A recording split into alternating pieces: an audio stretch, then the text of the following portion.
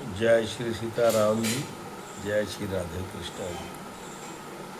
सनातन Bharat YouTube channel में आपको नमस्कार प्रणाम है। मैं संजय दत्ता, फरीदाबाद निवासी। सनातन भारत यूट्यूब चैनल और फेसबुक पर भी मैं इस वीडियो को डालूँगा, और मेरे पिछले भी काफ़ी वीडियो डाली हैं। और मेरे महंत ललित गिरी गोस्वामी श्री पंच दशनम जूना अखाड़ा से हैं, उनको नमन प्रणाम है। गणेश जी को नमन है। हनुमान जी महाराज जी को राम राम है। जय श्री सीताराम जी। और 17 जून से 23 जून 17 जून से 23 जून फरीदाबाद श्री बांके बिहारी मंदिर नंबर 5 के ठीक सामने रेलवे रोड NIT फरीदाबाद में मोहियाल भवन 125/5 नेशन हट में श्री राम हनुमंत कथा, जिसमें हनुमंत जी का बहुत बड़ा वर्णन होगा। ये हनुमंत कथा में मेरा बहुत मन लगता है, और इस बार रामचरितमानस का भी वर्णन करूँगा मैं। 7 दिवसीय कथा है। 17 जून से 23 जून 2026 तक, और 24 जून को सुबह 10 बजे हवन है, और उसके बाद भंडारा है। भंडारा रोज़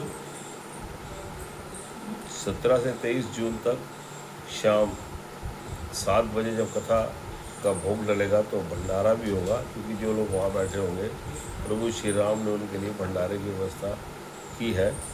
तो जिस भी सजन ने व्यवस्था की है, मैं उनका नाम तो नहीं बताऊँगा, लेकिन सबका भाव अपना, सब लोग सहयोग करते हैं। और आप अगर सनातन भारत यूट्यूब चैनल को अगर सब्सक्राइब करेंगे तो मेरी जितनी पिछली वीडियो हैं, जिसमें मैंने हनुमान चालीसा की संपूर्ण चौपाइयों का हिंदी में अर्थ और कुछ उपाय जो मैंने संतों से सुने, क्योंकि अपने गुरु के साथ संतों के पास जाना होता है, तो उनसे ये शिक्षा मेरे को मिली। और इस बार मैं कुछ रामचरितमानस का भी वर्णन करूँगा, जो कम संतों ने किया, लेकिन मैं कई संतों से छोटे छोटे प्रसंग के रूप में नहीं सुना है, तो आपको ज़रूर बताने की मेरी कोशिश होगी। जैसे प्रभु श्री राम की इच्छा होगी वैसे ही काम बनेंगे। आप सादर आमंत्रित हैं। और आज मेरे को बहुत अच्छी बात ध्यान में आ रही है कि जब प्रभु को वनवास हुआ 14 वर्ष का, तो वनवास का अधिकतम समय उन्होंने महर्षि भारद्वाज से रास्ता मांगा कि मैं कहाँ जाऊँ, जो इलाहाबाद गए रहने के लिए। तो उन्होंने बोला, प्रभु आप चित्रकूट जाइए, चित्रकूट पर निवास कीजिए। तो वो चित्रकूट आ गए। तो चित्रकूट के बारे में बहुत अच्छा एक भजन भी है, जिसकी 4 लाइन तो मैं ज़रूर आपको सुनाना चाहूँगा। मेरी आवाज़ की इतनी अच्छी सुरीली नहीं है, लेकिन बहुत अच्छा कहा जाता है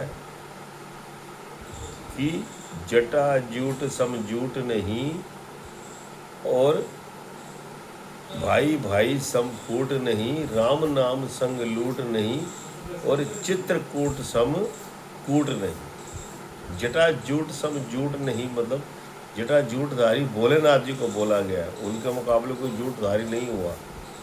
तो जटा जूट उनसे बड़ा कोई जटा जूटधारी हुआ नहीं। और भाई भाई सम फूट नहीं, अगर आपकी किसी के साथ दुश्मनी पड़ गई और वो भाई के साथ, तो भाई से बड़ा कोई दुश्मन नहीं है दुनिया में। ना भाई से बड़ा कोई दोस्त है, ना भाई से बड़ा कोई दुश्मन है।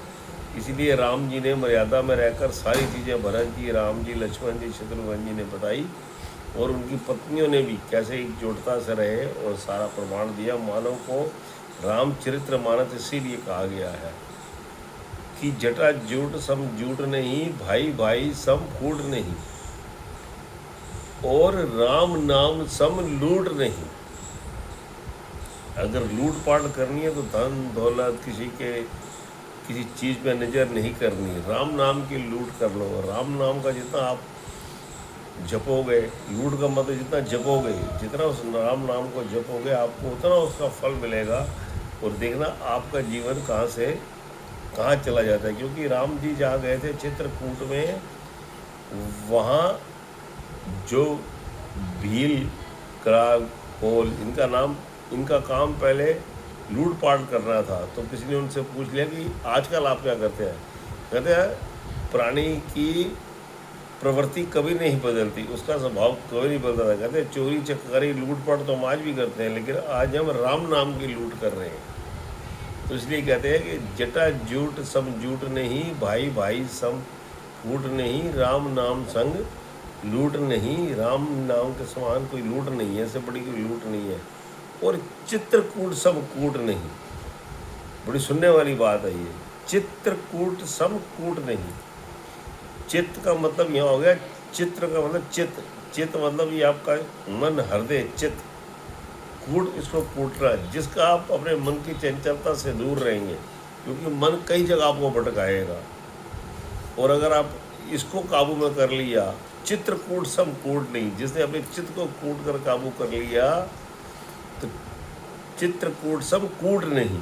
तो जिसने इसको कूट कर काबू में कर लिया, इसलिए उसके समान कोई कूट नहीं।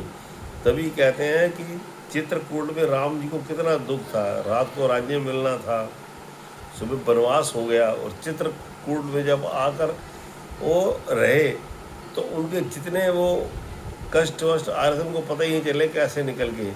कहते जाके हृदय आवे रोग क्लेश, वो आवे चित्रकूट समदेश।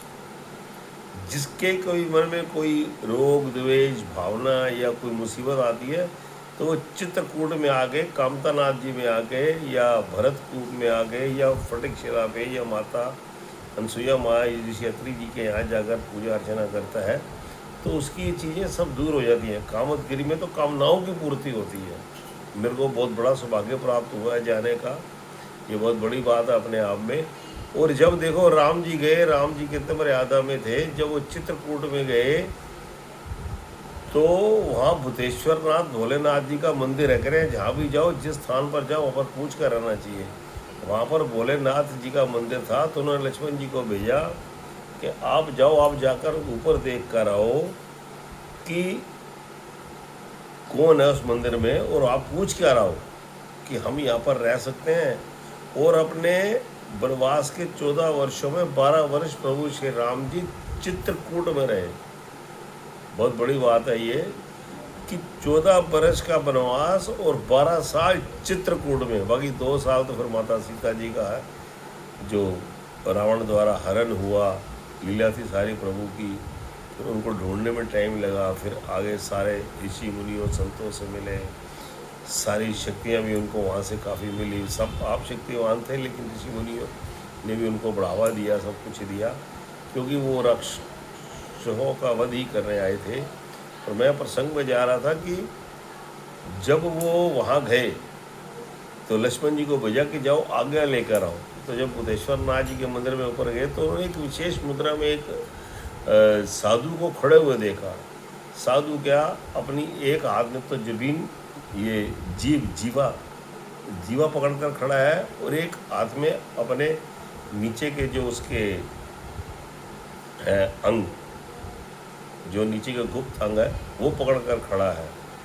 तो उनको बड़ा अजीब सा लगा कि ये क्या बात है। वो नीचे आ गए, बोले भैया मैं तो ऊपर गया हूँ, है तो बहुत बड़े साधु, और वो इस तरह खड़े हुए थे। मैंने उनसे कुछ पूछने की चेष्टा की, देखा तो, लेकिन मैं आ गया।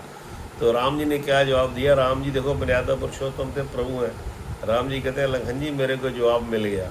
उन्होंने कहा कि आप यहाँ पर रह सकते हो, अपनी जीवा पर और अपने शरीर पर नियंत्रण रखना, तो आप यहाँ पर रह सकते हो। अब मेरे को यहाँ पर रहने की आज्ञा मिल गई, हम यहाँ पर रह सकते हैं। तो संतों की बातें संत महात्मा या प्रभु यही जान सकते हैं, हम लोग नहीं पहचान सकते। तो देखो कितनी बड़ी बात हो गई है अपने आप में। इसीलिए इसको चित्रकूट में प्रभु रहे, और चित्रकूट की पावन भूमि कामतानाथ जी को मैं नम्र प्रणाम करता हूँ। और आप सादर आमंत्रित हैं। फिर एक बार तिथि नोट कर लें, 17 जून से 23 जून। 17 जून बुधवार शाम 4 से 7 बजे, रोज़ 4 से 7 बजे का समय रहेगा शाम। उसके तत्पश्चात जो वहाँ पर लोग बैठेंगे भंडारा भी होगा। और 23 जून को कथा संपन्न होगी, और 24 जून को सुबह हवन है। जो भी इसमें आप सादर आमंत्रित हैं, आए। अगर कोई इसमें यजमान बनना चाहता है तो वो भी बन सकता है, कोई उसमें निःशुल्क है। और ये मैं कथा भी निःशुल्क करता हूँ, क्योंकि मेरे को जीवन यापन के लिए प्रभु ने कुछ कंपनियों में छोटा मोटा काम मिला हुआ है, तो मेरा जीवन निर्वाह बहुत बढ़िया हो जाता है। मेरी एक पुत्री है जिसकी अभी 26 अप्रैल 2026 में शादी हो गई है। तो प्रभु की कृपा से अपने को कोई अब है नहीं ऐसी इच्छा, हम पति पत्नी हैं, हम बड़ा मन लगता है मेरे को इस काम में। किसी ने कभी कोई सुंदरकांड या रामचरितमानस या श्रीमद् भागवत महापुराण या श्री हनुमत कथा और श्री राम जी के रामचरितमानस में मेरा बहुत मन लगता है। हनुमत कथा और रामचरितमानस में मेरा बहुत मन लगता है। कराए तो मेरी तरफ से बिल्कुल ये निःशुल्क है, बिल्कुल इसका 1 रुपया नहीं चाहिए। आप अपना इंतजाम किए, मेरे उससे आप कथा करवा सकते हैं। इन्हीं शब्दों के साथ मैं अपनी वाणी को विराम दूंगा और मैं उसमें अपना नंबर भी लिख कर भेजता हूँ। किसी ने यदि मुझसे कोई पूछना हो तो पूछ भी सकता है। बोलो जय सीताराम जी, बोलो हनुमान जी महाराज की जय। हनुमंत जी को राम राम प्रणाम है।